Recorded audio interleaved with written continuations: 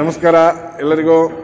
ನಮ್ಮ ದೇವಾಲಯದಲ್ಲಿ ಕೈಲಾಸ ಯಂತ್ರ ಪೂಜೆಯ ಅದರ ತಯಾರಿ ನಡೀತಾ ಇದೆ. ನೋಡಿ, ಇದು ಹುತ್ತದ ಮಣ್ಣು, ವಿಶೇಷವಾಗಿ ಹುತ್ತದ ಮಣ್ಣನ್ನು ತಂದು ಅದರನ್ನು ಗಾಳಿಸಬೇಕು, ಸ್ವಚ್ಛ ಮಾಡಬೇಕು. ಸ್ವಚ್ಛ ಮಾಡಿ ಆಮೇಲೆ ಶುದ್ಧವಾದ ಮಡಿ ನೀರಲ್ಲಿ ಅದನ್ನು ಕಲಸಿಕೊಂಡು ಈಶ್ವರ ಲಿಂಗವನ್ನು ಮಾಡಿ